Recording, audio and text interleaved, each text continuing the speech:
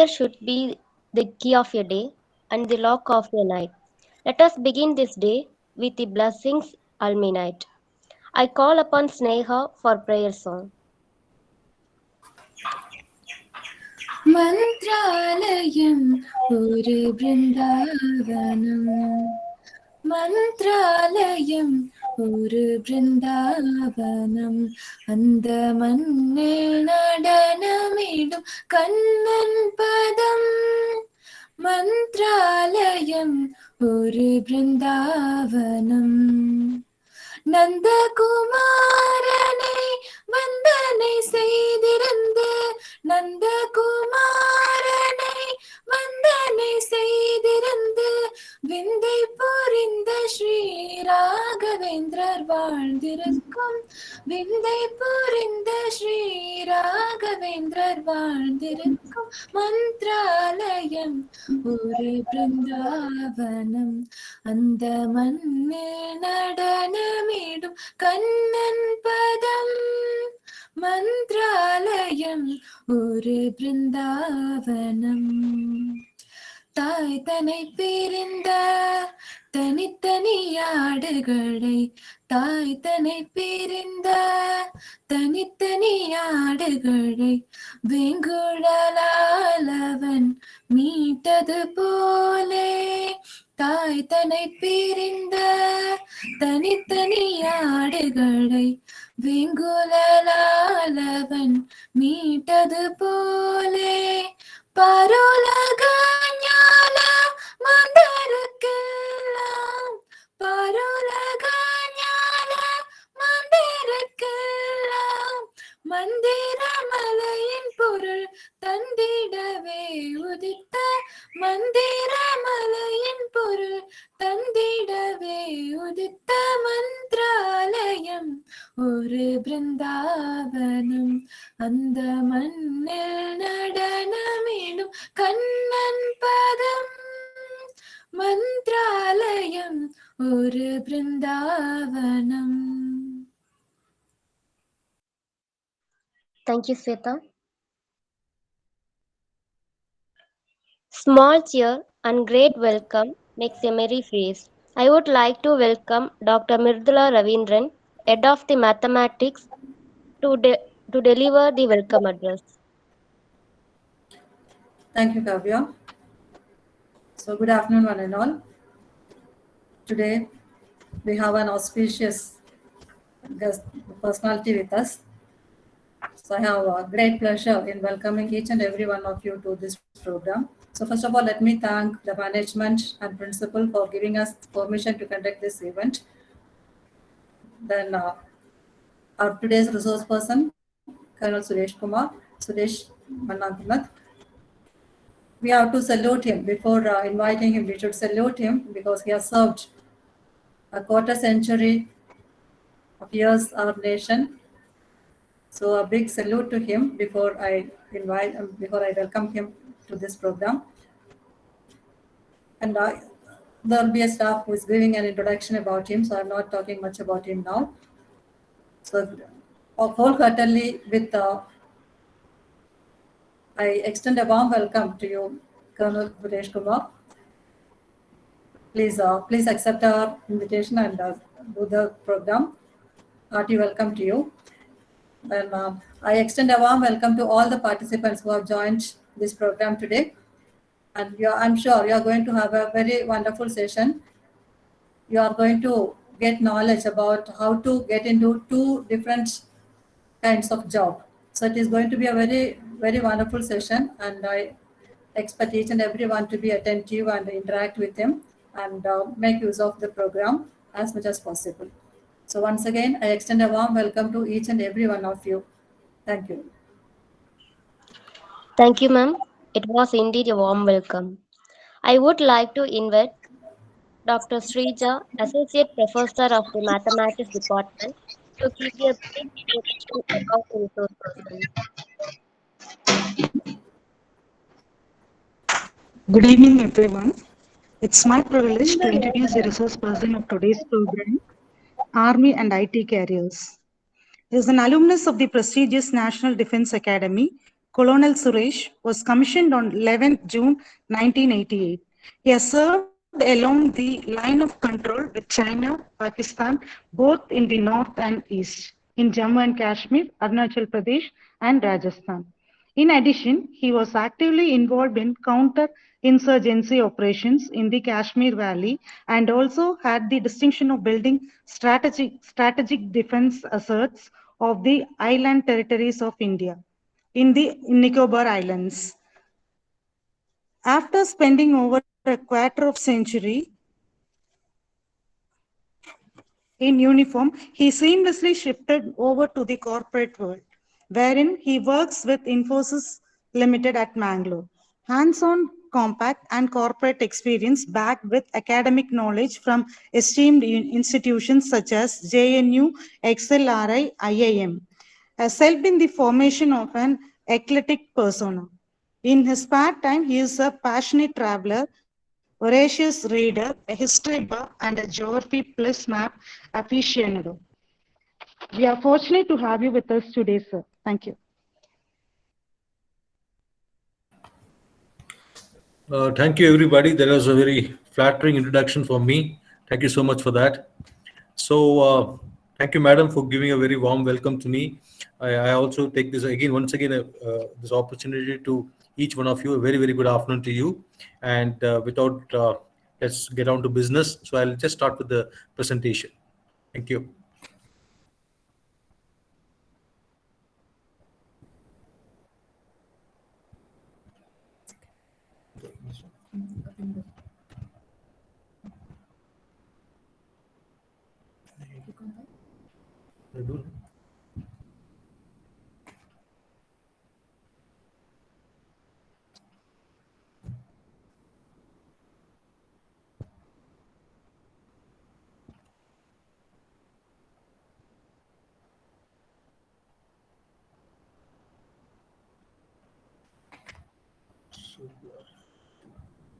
I have to unmute myself. No? Unmute You you. already unmuted. Where is it?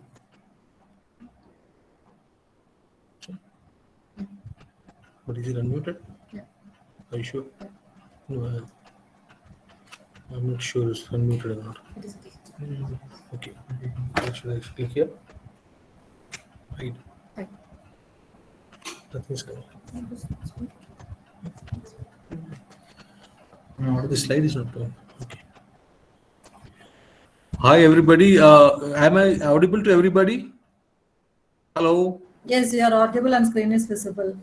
Okay, fine. Okay, once again, a very good afternoon to each one of you. It's my honor and privilege that I have been invited for this particular forum today, and I think it's a big pleasure on my part to interact with very young, youthful audience, an audience which is, I must be, full of energy, unadulterated, uncorrupted, and pure. And I say that when with a lot of confidence, say when your people are young, they are non-cynical, and to that extent they are much more purer in content, because as time lapses, more cynicism comes and the purity gets lost. Having said that, I know each one of you is the threshold of a very at a very critical stage in your life. You're all threshold of some careers ahead. So I take it as a very I consider myself very lucky that I'm able to interact with you and give whatever inputs I can on this particular forum on two careers which I have a hands-on experience. I served in the Indian Army for over 2 decades, and I have been working in the IT industry for over a decade here now. So having said this, yeah, it's a wonderful time to do so, but the time exactly is not very appropriate because I know it's a siesta time. It's a post-lunch. You must have had a very heavy lunch and it's time for a nap actually. That on a Friday post-lunch, and in most of the places today in the IT industry, of course, it's weekend starts from the afternoon itself today. And thanks to work from home, most of you must be already on the bed. Anyway, we had our own constraints as far as this particular session is concerned because all of us had our own commitments. So let's do whatever best we can for the time which is there with us. Before I start, I would like to speak a little about myself, not because I want it's an opportunity for me to blow my trumpet, but more so for the reason that I see a lot of me in each one of you today. When I say that, I mean that, as I said earlier, you're on the threshold of careers. You have apprehensions, you have butterflies in the stomach as to what are you going to do in the times to come. What is the career? What are the various options? And how do you go about it? And it's the same as me. What must have happened for me around 3 decades back. It is just that I've seen 3 more decades of sunrise and sunsets. So that way, I'm ahead of you. But come what may, uh, things might change, technologies might change, but some things never change. So that's one of the same feeling here today. The apprehension and the misgivings that you have remains the same. So now. As far I'm concerned, I was a fairly bright student in my class. When I say that, I would definitely be in the top five of my, batch. And as far as academics is concerned, but more than that was my love for sports, my love for the outdoor activities, which made me stand out. I was a very passionate outdoor enthusiast. I was virtually in all the school teams, and it was this love for the outdoor plus my fairly good academic, blend, which made me appear for the National Defense Academy examination way back in 1983 December. I joined the NDA at the age of 17 in June 1984, and I was commissioned in the Indian Army on June 1988.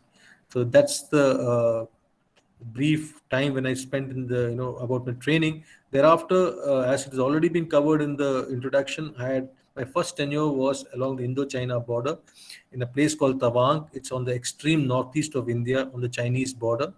And then I had two tenures in the along with the Pakistan on the line of control, one on the valley side, in one place called Uri, which has now become famous because of the movie. Then we also place places like Bandipur and Vular, and you have so many other places which are there. And on the Jammu side, I have served along the southern part of JNK. I have served in Rajouri, Mainder, Naushera, Punch, etc. I had one tenure in Rajasthan along the international boundary where we did a whole lot of demining. Then we had one interesting tenure I had was in the Nicobar Islands, the far-flung islands of the Nicobars, which it varies from 300 kilometers, 500 kilometers south of Port Blair, and the southernmost part of India, which is just very close to Indonesia. So that was one another very unique and I would say an exposure that I had got.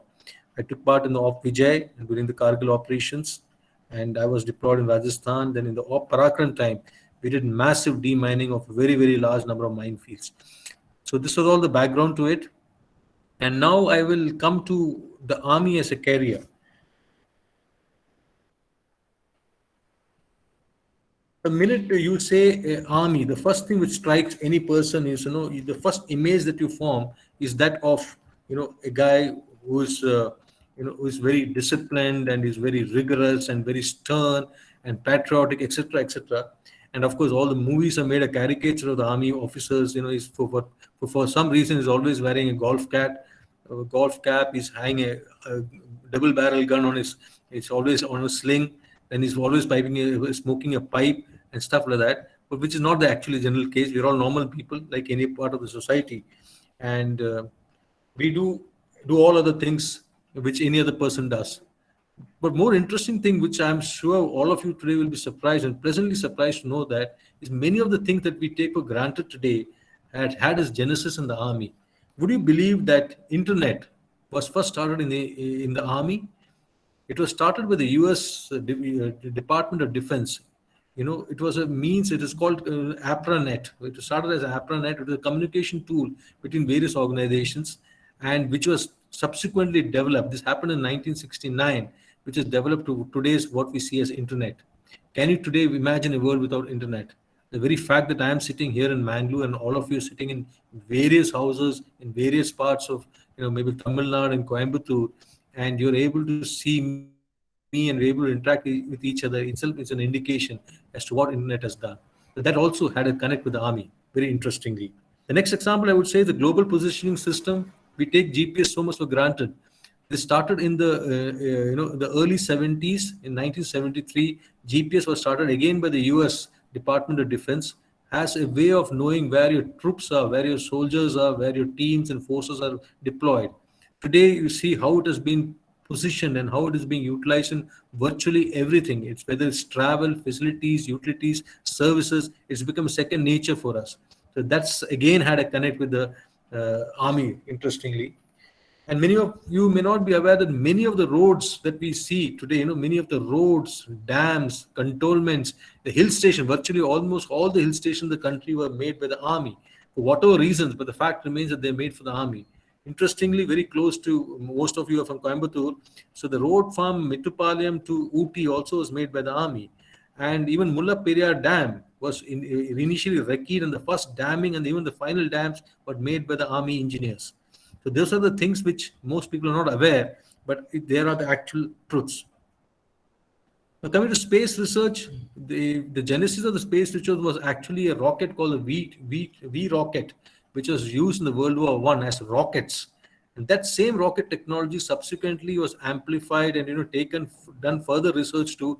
And today's spacecraft, what you see, you have the geo satellites, you have the communication satellites, you have so many other satellites which are the surveillance satellites. The genesis was the same V rocket technology which started in the World War One from 1914 to 1918.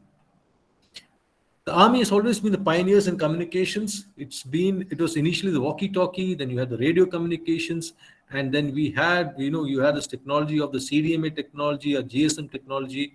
I remember very well in the much before the mobiles came in the late 80s, sitting on the top of a sand dune there in Rajasthan, and one of my postmates says, "Yeah, do you want to talk to your parents?" I tell, "Yes, here it is." Sitting on top of a sand dune in absolute wilderness in the heart of the desert, he gets me a call to my parents in Bangalore.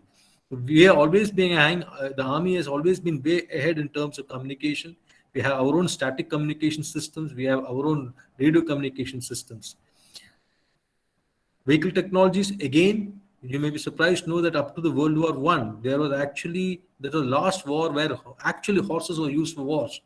We had this very famous Battle of Haifa, wherein Mysore Lancers, the Hyderabad Lancers, and Jodhpur Lancers participated on horses to fight the war. But thereafter, because of the space of war, the maneuverability, etc., tanks came in. What is tanks? Tanks are nothing but tracked vehicles. So initially, what came were all on tires, which had better mobility, which are subsequently taken over by tracked vehicles.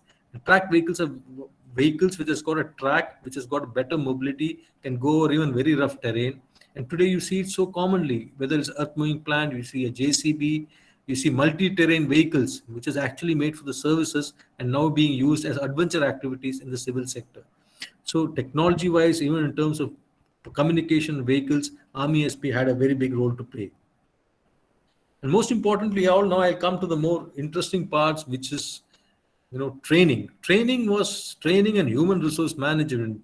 The very genesis of the whole, this particular fundamentally human resource management and training has been driven by the army.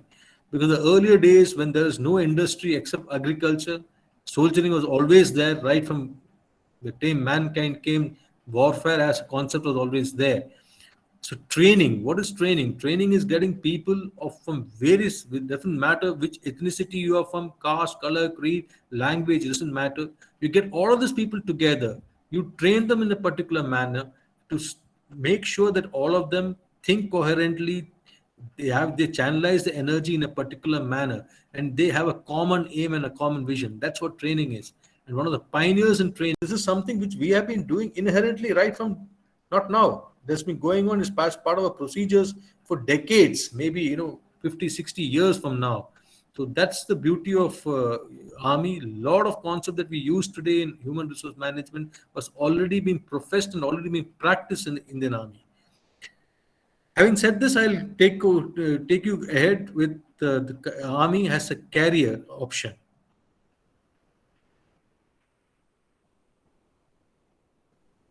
The most important thing about in the army is that it makes you a leader.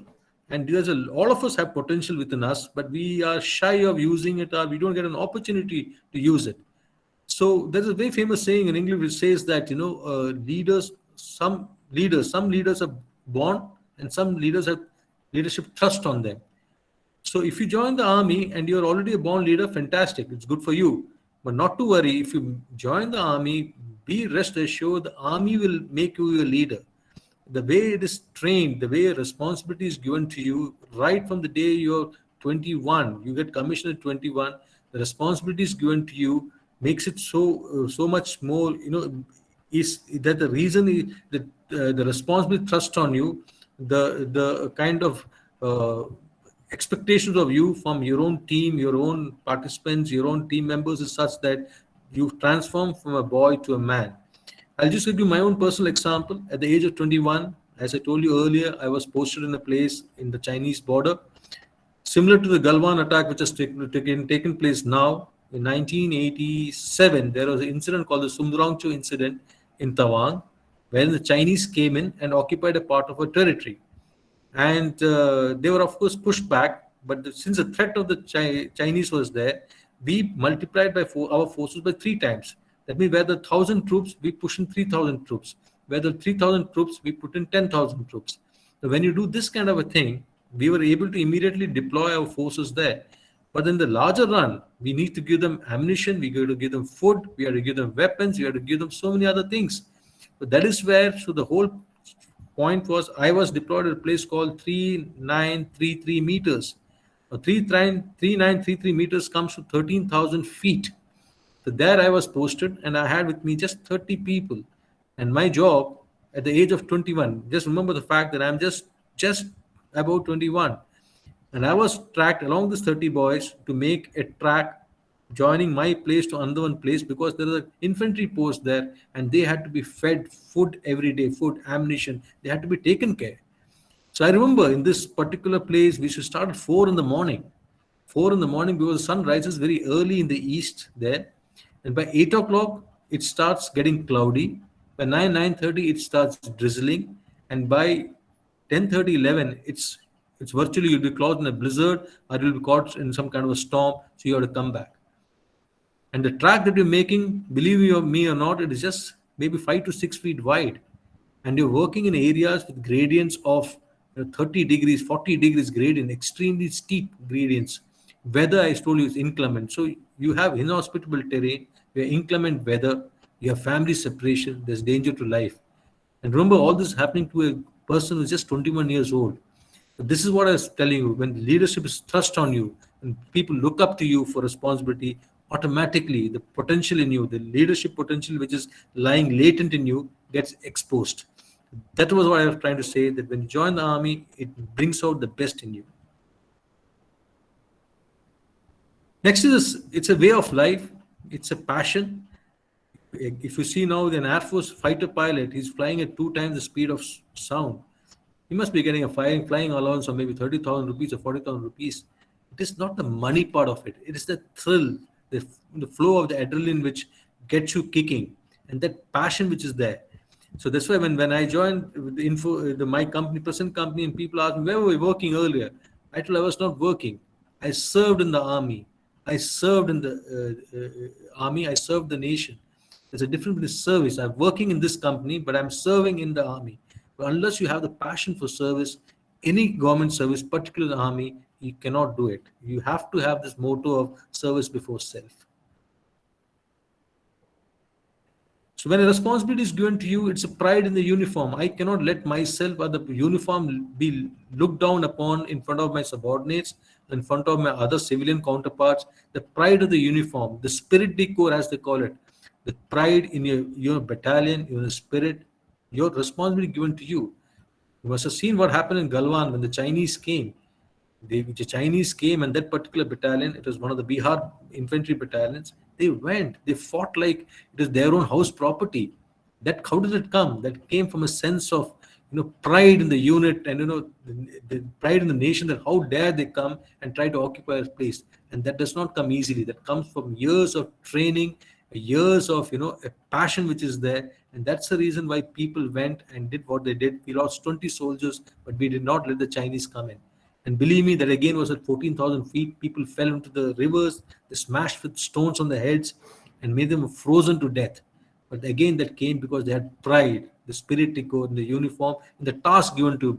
The sense of ownership was that it's my responsibility. I cannot let the nation down, or I cannot let the battalion down. I cannot let the army down. So this the good thing of the army changes your attitude and perspective to life. You see so much, you get such a wonderful exposure that you are ready for anything and everything in the otherwise journey of life. So as the the slogan goes, join the army, be a winner. It's actually a fact, because in the journey of life you have also ups and downs. It may be personal, it may be professional, but the fact remains that when you are going through these motions, and you always know, when you're in the academies, you keep hearing the slogans. The going gets tough, the tough get going. It Things can be worse. The more you bleed in war, sweat in peace, the less you bleed in war. They may just sound like slogans, but when it happens real time, when when you're really down, these are the slogans. This is the training which the army in you, which comes out and tells you, no, things can be worse. I need to be more tough. And the situations, like every sunset, there is going to be sunrise next day. So that is the philosophy which is there, and that's what makes an army man a winner through his life. The best part, or another very good thing about the armed forces, is that the kind of exposure that you get. You're not, many of us tend to be in silos, of a particular area, particular community, a particular language, etc. You join the army, you have people from across the country. We have a large number of people from the south, the north, the northeast, east, west. We have no discrimination at all. Everybody's same. We all are trained in a similar manner. Our apprehension, joys, everything, aspirations are all similar. And this, diversity, which is the diversity, nothing but the I would say the enjoying the differences, the strength in differences. That's what diversity. And today, this is one philosophy that all the IT companies are all talking big thing. They're talking of diversion, inclusivity, and diversity. Diversity. This is something which the army has been doing right from the 50s and 60s. Diversity. Have people from across the country. It should be an Indian national army. It should not be an army belonging to a particular region or a particular place. And the government has been taking extra measures to ensure that people across the country are given representation in the army. And unlike what people think, in the army we have a lot of courses like infrastructure, communication. We have the latest technologies. You want to do infrastructure, there are opportunities for doing MTech in the premier institutions of the country: Indian Institute of Science, Indian Institute of Technologies, where the IITs, IISc. You can be sent on deputation. You can do your we have MCME. You can be a telecom engineer. And as I told you, the army was the pioneers in communication, not now, many years back. Today, the big tunnel which you must have seen at Rotang Pass Tunnel, 9.2 kilometers long, that's been made by the armed forces. It's been made by the army.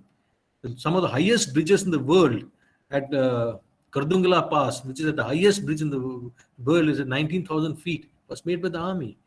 So you have the best infrastructure. You can specialize. You can do MTech. You can do a PhD and thrive in the organization. Next is the quality of life. You get a tremendous amount of exposure to adventure activities. It could be parasailing, it could be skiing, sailing, rowing, kayaking, mountaineering. So there are a whole lot of opportunities for a person to learn. You have the best of facilities in terms of squash, tennis. There's so many other things, golf, which is otherwise a very expensive sport outside. It's part of a life. You can go and indulge in it the way you want to. Extracurricular activities, there are plenty of, we have get-togethers, we have a lot of meetings. So that's actually enriches the personality over a period of time. Voracious. I see most of the service personnel are very voracious readers. The more you read, it improves your communication skills. When you speak with a lot of confidence. This all comes over a period of time because of your service in the army. And there are wide opportunities. Today, it's no longer the days of that's a foot soldier. You have aviation. The army has got its own helicopters. It's got advanced helicopters. They're going to have light transport aircraft. You have the special forces. You have drone technology, missile technology, weapon systems, which are some of the latest in the world. We have the BrahMos which has come in. We have Agni. We have Prithvi. They are all missiles, which is indigenously made in our country, and you're dealing with it. So they are the totally up to the mark, or the latest technology which are there. And finally, the last important point is that it is the last bastion which is there, the army. When everything else fails, people look up to the army. Many of you may not be aware, in the mid-70s, we had the railway strike. And when the entire railways went on strike, it is the army which ran the railways. Similarly, in the 80s, we had the ONGC, which went on strike, and all the refineries, etc., were closed. They are strategic assets. They cannot be afford to be left unattended. So it is the army which went and ran this particular ONGC refineries across the country. Very recently, in 2010, we had the Commonwealth Games. It was disaster for various reasons, and on the last day, nothing was happening. The army went and made engineers and took over, and the function of the Commonwealth Games went on for next 10 days. So it is the last passion, the final instrument that the government of India has. That is the kind of confidence level that the government has in the army. So with this, I'll come as army as a career. As to this is the way a very nice slogan. Anybody can live comfortably, but not anyone can live for a cause. So various examples I quoted you just now was that it's an attitude. It's that attitude which stays with you permanently, which is the asset for you, which can be whether you are in the civil field or in the army field or any other activity, you become a winner for life. I'll quickly cover the scope of the army. Post training, you're commissioned into the army. If you're from the National Defense Academy, it's a 3-year training plus 1-year training in IMA. It's a 4-year training. I'll come to that subsequently. But after posting, after your training is completed, you're commissioned to the army. You're posted across the country, which is one of the best things to happen, because you go across the country, you see places, you see the diversity of the cultures, and that enriches. Actually, traveling itself has today become a cliche. Everybody is traveling, but when you travel and live in a place, you imbibe a lot of good qualities. You become more adaptable. You more understand. You absorb more of the cultures. You realize that you're not in the center of the universe. Other general tendencies, people staying throughout in Mangalore will think that Mangalore is the center of the universe. The world revolves around it. Similarly, people who stay the entire lifetime in Coimbatore or whichever place, they think that is the center of the universe, which is a flawed concept. You need to move out to realize that there's much more happening in the world, and you're just one small speck on the entire world canvas. We have officers and men from across the country, which I earlier also told. We have officers and men. Men also from across the country. You'll find anybody and everybody. You'll have people from Odia, you'll have people from Andhra Pradesh, you'll have people from Punjab, Haryana, anywhere from Mizoram, from Nagaland, you name it. There is no discrimination whatsoever on the basis of caste, color, ethnicity, religion, nothing. It is just you're an army person. It's truly egalitarian profession. It is meritocracy is the only professional practice way. It's absolutely treated equal. Only people, it's purely merit which takes you forward. There is no discrimination whatsoever at all. There is an opportunity. There are a lot of UN missions which are there across which go outside. They are paid by the UN, so that's you have opportunities to go to UN missions abroad. They're very handsomely paid by the United Nations. Presently, we have 4-5 missions. There's one in Sudan, and there's happening one in Eritrea, Ethiopia, etc. So there's one big scope which is there. You get a pension after 20 years service. The only organization which still has pension. Most of the government services are done away with pension, but in the army, even now, you get 20 years. After 20 years of pensionable service, you get a pension, which is one of the very, very good things happens, which gives you a lot of stability in life, which also gives you a sense of safety that come what may, my pension will not be stopped. And the interesting part is, even when the person when the serving person dies, the spouse gets 50% of the pension till the spouse expiry also. So it is not only the pension of the serving personnel, even the spouse after the death of the serving personnel or the retired person also gets pension, which is a very, very big welfare measure. In addition to your regular pay, you have free medical across the country. You have entitled to some rations, transport, accommodations, which are fairly nice and lovely cantonments, the lush green. It's got an ecosystem of its own and a very nice place to live. There are opportunities for study leave at the cost of the government. You can go for 2 years study leave, totally sponsored by the government.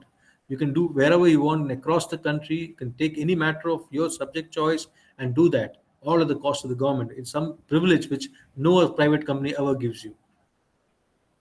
There are chances of getting deputation for going to government departments. You can go to quality assurance department. You can go to military engineering services. You can go to DRDO. You can go to defense estates. There's so many. You can go to disaster management cell of India. There's so many opportunities. You can go to the railways, the coast guards. Sky is the limit. And the pension part I already covered. The medical cover is also one thing. Once you also retire from the services, also you continue to get pension to the ECHS. It's called the ex-serviceman contributory health scheme. If you through a life, you and your spouse and your children up to the age of till they are minors get complete medical treatment free of cost from the government of India. This is something very, very unique. Now I'll come to the next one, this career path in general. I have started that once you get a commission, you get commission as a lieutenant or lieutenant as they call it, and you can go up to general. So I have given an average thing here. You can, when you get commissioned, you commissioned as a lieutenant, and generally the age is 22 on average, because people who come from the India get slightly earlier. They get commissioned at 21, and some people get commissioned relatively slightly later, 23. So I taken on a baseline of 22 years an average commissioning age, and as you can see the chart, within 2 years you become a captain. In 6 years, you become a major. You become a lieutenant colonel in 13 years, a colonel in 16 years. That means by the time you're 38, you're a full colonel. Okay, in 16 years service, you become a brigadier. In 23 years service, just at the fairly young age of 45, you're a one-star general. You become a two-star general by the time you're 50, and just 28 years service. And other one, lieutenant generals in 50 by the time 33 years service, and general, of course, very few make it, but the scope is there. If one of you guys join and are smart enough, you can become there. But what we're trying to say is that today, when you see all the major generals and lieutenant generals, they're pretty young. You see all the photographs, you see the major general, they look pretty youthful and young for two reasons. One is that they are very health conscious, they're very fit, they run around, and even age wise, they're not very old. They are just hovering around 50. That makes them pretty look youthful and nice. And in addition, please understand that you have a lot of allowances in the army. So it is unlike the civil sector, where they just talked about the basic pay, and they cover everything as CTC, cost to company. Here there's nothing like CTC. Your basic pay plus your DA is there. In it, over and above that, you had all of the facilities, like you have entitled rations, entitled medical, entitled transport, and you have special allowance. Like you're serving the high altitude, you get high altitude allowance, your counter-insurgency area allowances, special forces allowances, aviation allowance. Aviation allowance by itself comes to, I think, 50,000 rupees per month. Field area allowances, UN missions, technical allowance, deputation allowance, military service pay, which is only given to military personnel. So the whole lot of pay allowances which are over and above your basic salary, which is very unique to government services, which is not there in the private sector. Now, how do you enter? If somebody was very keen to enter, I just put in a very tabular form whatever I could, to the best of my ability. If you're from the NDA, you want to join the NDA, after class 11th, you can join the NDA. The mode exam, you have an examination where a large number of people appear. Those who get selected, the top 400 or 500, 600 people are called for the exam. I was told people appear in lakhs, around 4 lakhs people appear, and only 800 or 900 people are selected from the examination. And the 900 people are sent for services selection board.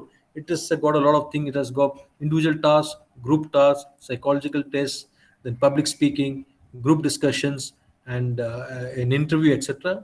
Out of this 700, 800, 900 people, around 400 are taken, and thereafter they go through an examination board, and from the 400 or 300 people are selected for the NDA. Now, this mode of examination, SSB as they call it, the Services Selection Board and medicals, is common to all which are listed below. So the training at NDA is for 3 years, and you are awarded a BSc degree from the Jawaharlal Nehru University. And people like you who are doing the graduation, you can be arts graduate, science graduate, commerce graduate. You have an examination. It's called the Combined Defense Services Examination. You get a permanent commission after 18 months of training at Indian Military Academy in Dehradun, which is in Uttarakhand. And also you can also otherwise opt for the training at Officers Training Academy, which is at Chennai and Gaya. Gaya is in Bihar, and Chennai also is there. A place called Gindi, very close to Gindi, next to the Meenambakam Airport. You have the Officers Training Academy, Chennai. The period of training is only 9 months, and it's a short service commission for 14 years. And if you are found fit and you are voluntary, you can extend your commission to 20 years. Then there are various schemes for technical entry to join the army as engineers. One of the things is that after 12, there's an examination. You appear for the examination, and if you're selected, then you do the training at one of the military establishments, and after 4 years, you get an engineering degree plus you get a commission, and you get the BTech degree from Jawaharlal Nehru University. I have a university entry scheme, which is again for people who want to join as engineers.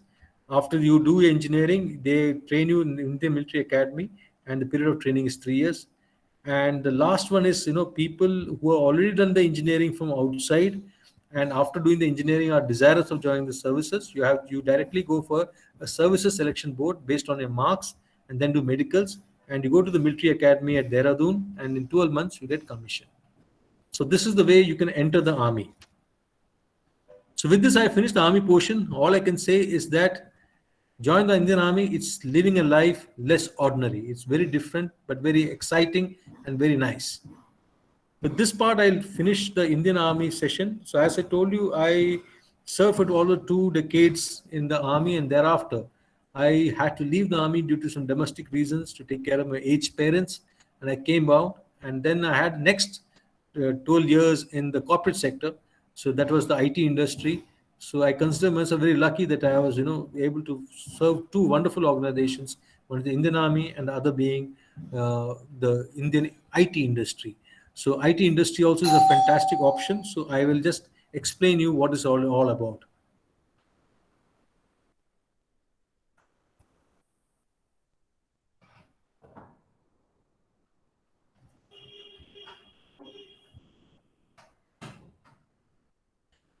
Today, IT industry, would you be surprised that today IT industry is one of the largest industries in India?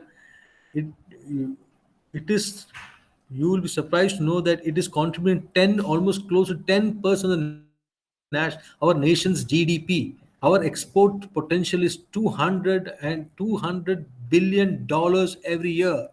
I repeat myself, the IT industry in India today is worth 200 million billion dollars. Okay, and it is wherein 50 billion dollars is domestic consumption, and 150 billion dollars is exported to the outside world. And today we have the best of clients. I'm just showing you two photographs. You can see Apple and Amazon. So this is one of the examples. So that is the way the IT industry is picked up in India. If you ask me, after we had the green revolution in the 70s, and the milk revolution started by Mr. Kurian, and the green revolution, which is started in primarily Punjab on wet land irrigation.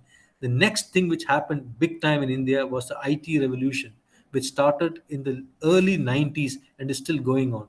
It actually catapulted India to the world screen. As I told you, the kind of uh, revenue that we are generating every year is $200 billion every year, and this is likely to expand it to grow to around $350 billion by 2025. That's an amazing number, right? Now, let's take our own achievements today. I'm just giving some classic example like Aadhaar card. It is totally in-house thing.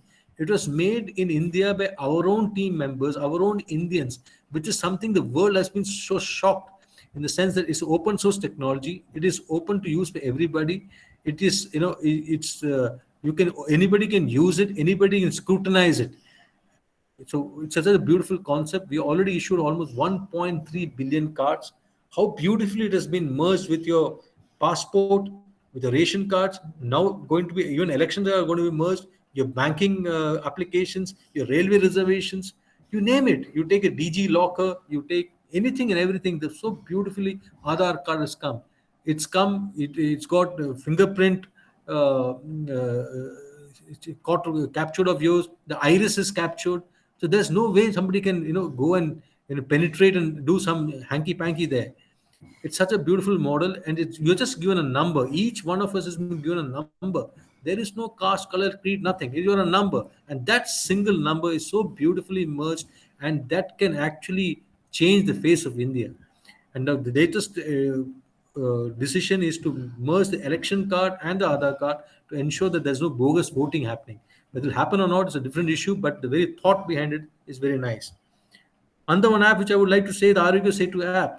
Whether it was so useful or not, the very fact that in a very short period of time, by the time the COVID hit, last year, last year, by April, May, within 2 or 3 months, they had this beautiful Arogya Setu app, wherein if you are registered on the Arogya Setu app, you can get a real-time idea as to how many cases have happened in your vicinity within 500 meters, 1,000 meters, 5 kilometers, how many actual real-time COVID cases are there. If only everybody are registered on it, it's a very successful kind of a app. And now they beautifully merge even Arogya Setu along with Covin app. So I'll come to the Covin app. Covin app is a brilliant success. Uh, because today, if we have achieved 1.5 billion vaccinations, the largest country in the world, I think that you can just take much of, maybe even the whole of Europe and North America and South America and Russia, all put together will not be a population of 1.5 billion. So that's the kind of thing and we are done. And one of the very important reasons is the COVID app by itself. I was told that in UK, even now, after the vaccination is done, they are giving a paper slip. Whereas the COVID app, everything is digital certifications. Every message is captured. You get a reminder on a daily basis. So many days left. For your countdown starts. You got 80 days left, 84 days, then 80 days, 70 days. Countdown is given. It's merged with the passport, so that tomorrow, if you have a special case and you want to take as an exception of that, you again have to go to district authorities and get it converted. Beautiful app made by our own people. And now today it's become so popular that 50 countries across the world are asking for it. And India has been that way very generous, and we are told that we will give the app so that this particular app, what we have made, can benefit a lot of these poor countries or small countries. And don't you want to be part of this particular industry which is doing so well, in terms of software, Aadhaar, Arugya Setu, Covin? Now, I will next come to the UPI. It's a Unified Payments Interface of India, what we call a BEAM app. Would you believe it? Last year, October, we did a transaction of $100 billion in 1 month. That comes to 7.7 lakh crores. Transaction was done in one single month. It's the highest in the world. It's unbelievable what we have done. Today, in terms of number of transactions, we are 25 billion transactions, which is 60% more than China. We have done 25 billion transactions, whereas China, the closest to us, only done 16. So we are way ahead in terms of digital payment. We are the leaders in the world as far as digital payment is concerned. And who made the UPI? It was again made by our own in-house software engineers. Right? Today, you name it. You have a DG Locker. We have Vahan is an app for all a vehicle. Did you write a registration number of a vehicle? Your entire details comes there. When was it purchased? When was it bought? What is your registration number? When is it due? Insurance, tax, everything comes from there. RuPay, I already told. We are now trying to give big competition to Mastercard and Visa, and now it's RuPay has come. E-Mandi, the big the farm law you must have all heard about. The E-Mandi is something to do with that. You don't have to go to the mandi. You can do your transaction through mandi and come at the best rate, and the person sitting in his house knows that which is the person who's going to get me the for my farm produce. If I got maize or sugarcane or potato produced in my farm, which is the vendor whom I should go sell my item? The choice has increased. The farmer has a choice as to whom he has to sell, and therefore automatically the middlemen get exposed and they get thrown out of the system. Passport has come in a big way. Fastag has come again. It's a very in-house made transaction. Now you go on the Fastag. It's so fast. You go there within seconds. You can cross the barrier. E-tendering. One of the biggest culprits in the entire government contracts was the middleman.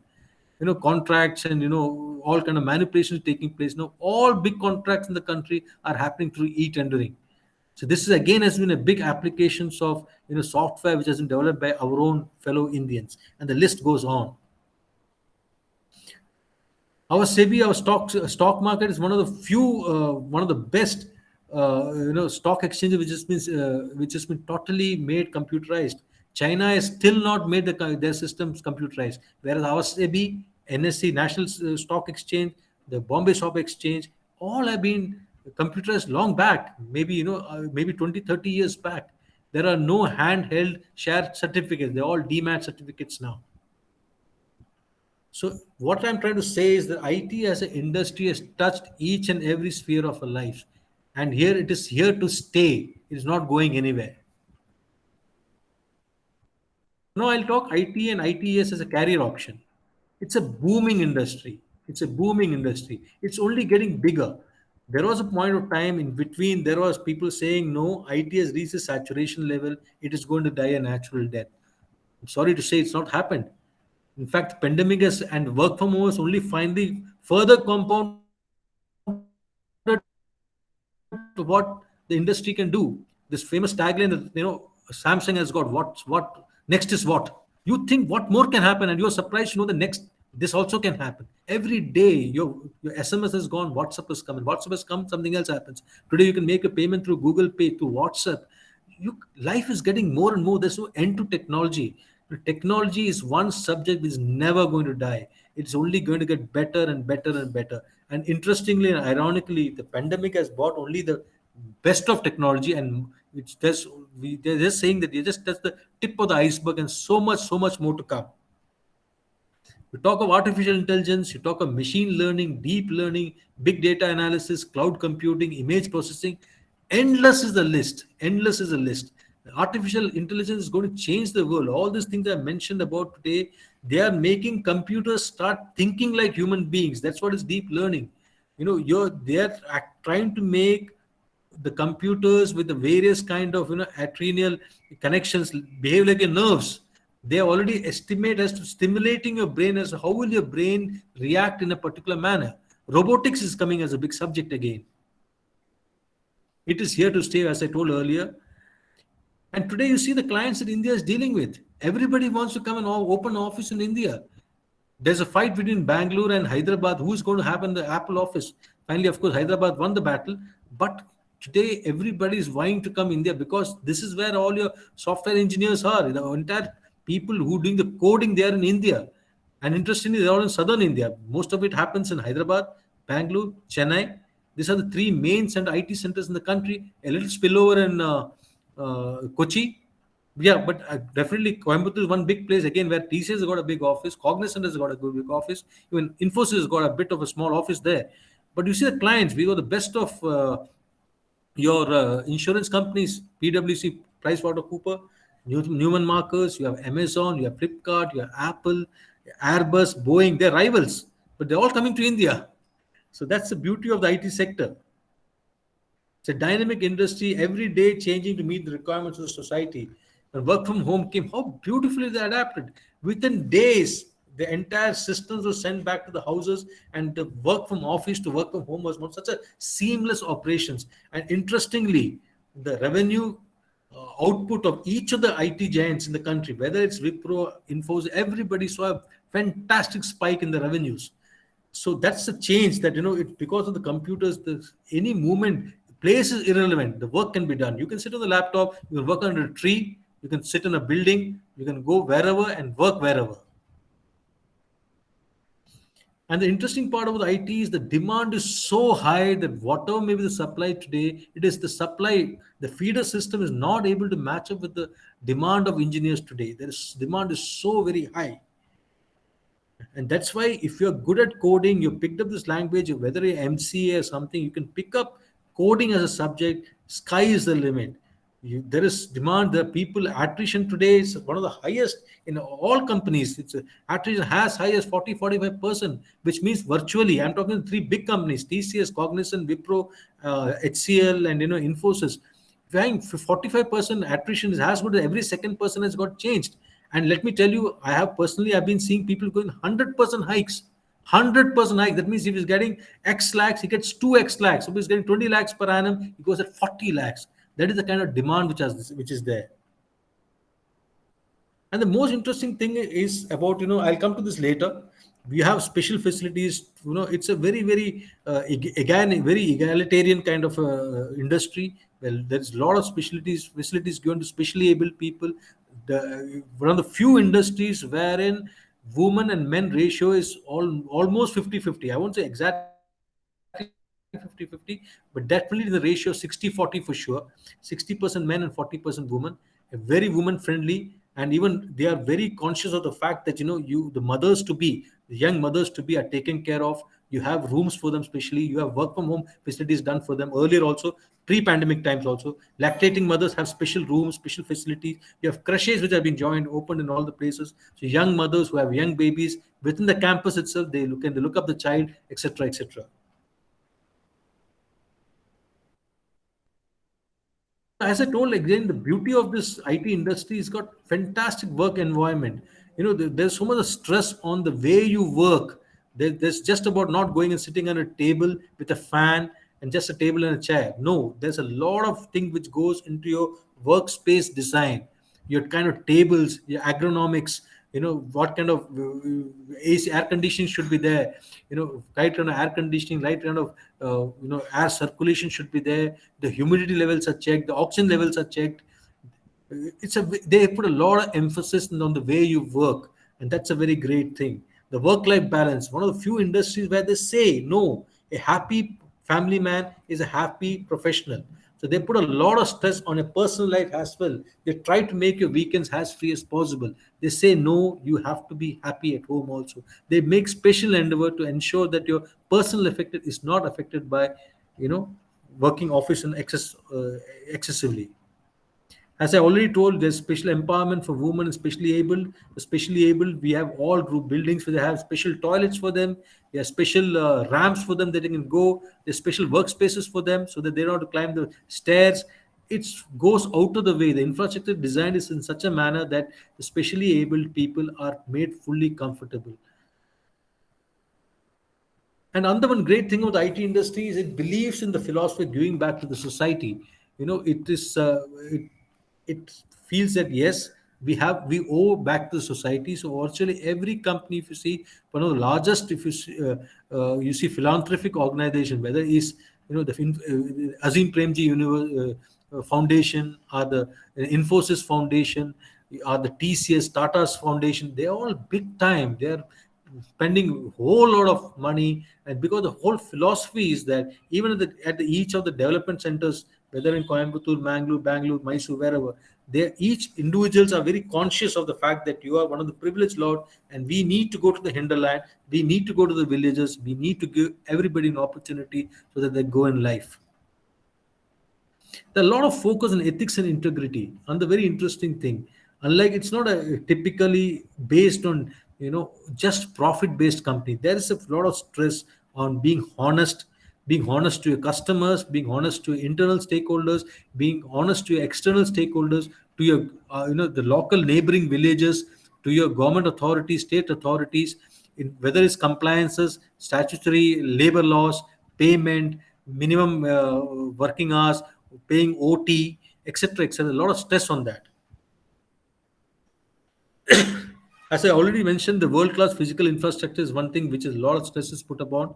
The best of lifts, the best of electrical system, the best of lightings. How much luminous factor should be there, how much light should come on the table. Everything is given a lot of thought to it, so that when an employee comes, he gets the best and he gives his best. Similarly, a lot of priority for biodiversity. There's a lot of focus on flora, fauna, avifauna, aquafauna. Building a lot of rich ecosystem wherein birds, animals, reptiles, everything can flourish. So when you go to a place, you feel you are going to an oasis of greenery. Again, as I already mentioned, all these issues about humidity check, oxygen check, there's a lot of focus on safety. We have monthly safety meetings, we have quarterly safety meetings. There's a lot of focus on environment, the decibel levels, minimum decibel level. You cannot exceed a number. All this kind of stresses is put, which is very, very unique to IT as an industry. Fairly liberal work from home. This is pre-pandemic. You had some amount of work from home. Of course, post-pandemic is totally now everybody's working from home. But this is here to stay. This is here to stay. And not more than 50% or 40%, the earlier lot pre-pandemic are going to come back to work from office. And now today you have people who are based at, you're working for a company based in Bangalore, but you're sitting in Jammu Kashmir. So there are our employee companies who are sitting in Silchar and Assam. There are people sitting in Gaya and Bihar or Patna, and they're working for a company based at Delhi or Bangalore or Coimbatore. So this work from home is another very, very unique thing which is there in IT. Particularly so, it's very helpful for young mothers, our employees who have got aged parents at home, or young children at home, or are the children at the very critical phases of their education. For them, work from home is a great help. One other great thing in IT industry is within 2.5 years, you get an opportunity to go abroad, to go to on-site. When you go to on-site, the kind of exposure that you get, it changes your outlook to the world. You widen your horizons of knowledge. As I told you earlier, also traveling makes you richer. It's a rich experience. You learn mentally, and you come back, and when you go back to your hinterland, when you go back to your village, when you go back to town, the ideas that you borrowed from there, you become more liberal. You understand there's a world beyond your own village, and that's the way the state prospers. As I said, see the world, explore new horizons. And IT again is one industry where they put a lot of focus on improving one's personality. It's good sports, public speaking, dance. We have Nityam, Yantra, public speaking, Gavel clubs, etc., etc. It's a great place. So I come to the last part is the IT and ITS entry schemes. So there are two, three, four ways of coming in. If you're doing engineering, then you have a campus selection. So based each company has its own philosophy of selection. So if based on your marks, many of the companies take you on, or some people have an examination entrance, and they have a campus selection. That's a major mode of inducting people in the IT sector. Or else, if the people cannot make in the campus selection, many of the companies announce a test. And there's a normally written test, is an open test, which after a lot of advertising, people can appear and enter. Then, of course, the lateral entry is there. People are working in some other companies, can switch over to another company based on your skills at various languages, and is mostly interview based. And IT, interestingly, is not only about being, making software and hardware. You have human resource management there. You have finance, marketing, infrastructure, facilities, legal, technical training, etc., etc. So if you're a BTech in infra, you can always join IT as an infrastructure engineer, a civil engineer, electrical engineer. If you want to join the finance department, you can be have to be chartered accountant. HR department, you have to be an MBA HR, and things as written on the slide. So these were the things which I wanted to cover. So I think I have finished everything what I had to say. So I hope I have been able to make some, I've been able to give an exposure to all of you and what it is all about in the army and the IT sector. I have covered what is it, what is the advantages, what are the plus points, what are the qualifications, what are the perks and privileges, and how do you enter that place. So with this, I finish my presentation part of it. If anybody has got any questions, you are please welcome to shoot. I will try my best to answer them. Thank you.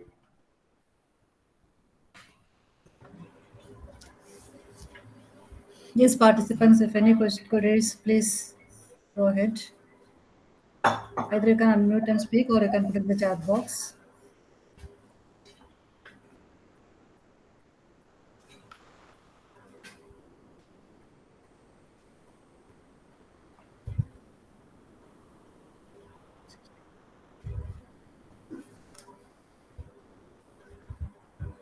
Yes, Ramesh, any question?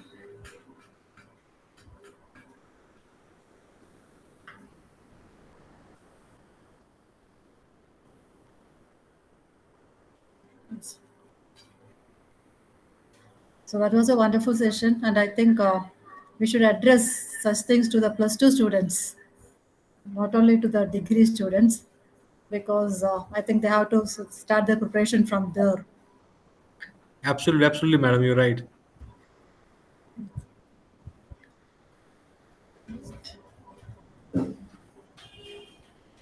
So no queries?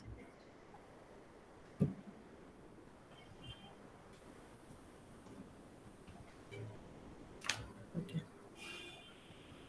So thank you very much for sparing your time, valuable time.